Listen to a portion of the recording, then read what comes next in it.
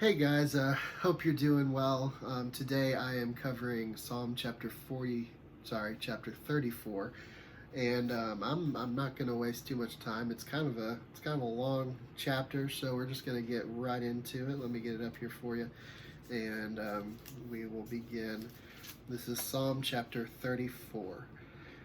I will bless the Lord at all times; His praise shall continually be in my mouth. My soul makes its boast in the Lord. Let the humble hear and be glad. O magnify the Lord with me, and let us exalt his name together. I sought the Lord, and he answered me, and delivered me from all of my fears. Those who look to him are radiant, and their faces shall never be ashamed. This poor man cried, and the Lord heard him and saved him out of all of his troubles. The angel of the Lord encamps around those who fear him and delivers them. O taste and see that the Lord is good. Blessed is the man who takes refuge in him. O fear the Lord, you his saints, for those who fear him have no lack. The young lions who suffer want and hunger, but those who seek the Lord lack no good thing. Come, O children, listen to me. I will teach you the fear of the Lord. What man is there who desires life and loves many days that he may see good? Keep your tongue from evil and your lips from speaking deceit. Turn away from evil and do good. Seek peace and pursue it.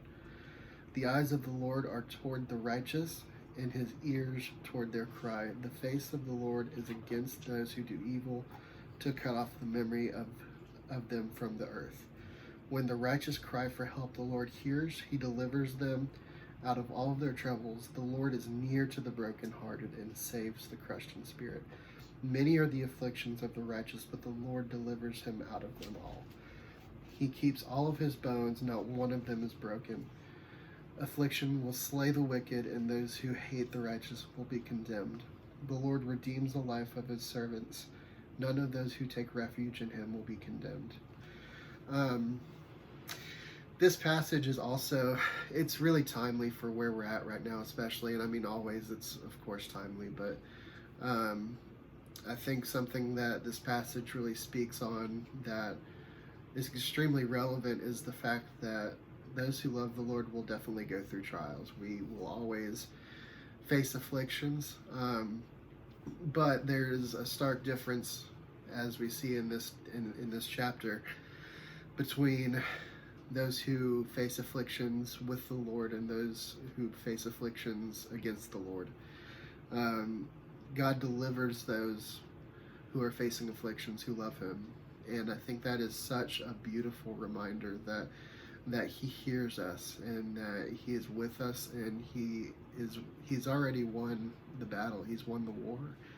And I think one verse I really like is verse 10, where it says, "Those who seek the Lord lack no good thing."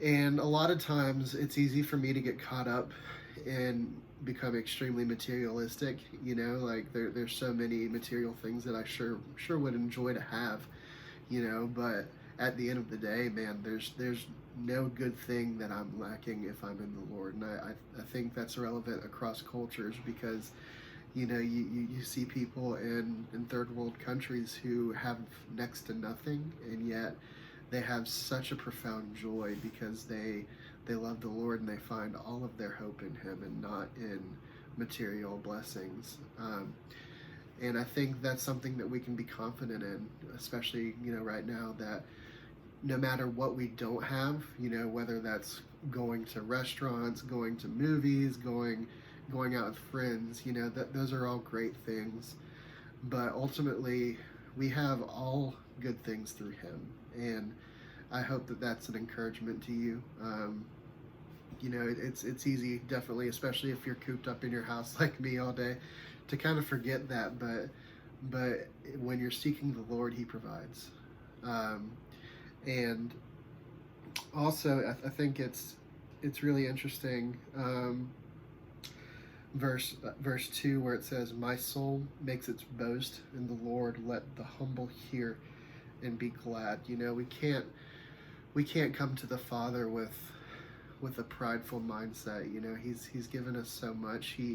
He is God, you know. He is the creator of everything. He's who saved us from ourselves and from sin.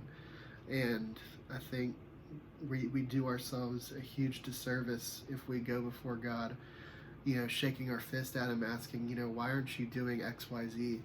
You know, he's given us all we need, and he's given us more than that.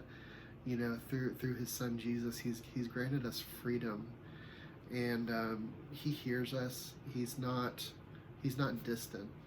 He's not distant from us in these times. And my prayer is that we would continually seek him and pray to him, talk to him, hear from him through his word, and we definitely are able to just lean into him more during these times, for sure, because we have so much free time on our hands. You know, there's never an excuse to not be in prayer and to not be in his word, but man, the abundance of time that we've been given is quite astounding, to be able just to learn about him, to get to know God more. And yeah, my prayer for you is that through all this free time that you're getting, that you would cry out to him and that you would feel his peace during these uncertain times. And that's Psalm chapter 34. I hope you guys are encouraged. And as you can tell, my scruffle here, I'm pretty much given up, but it's okay.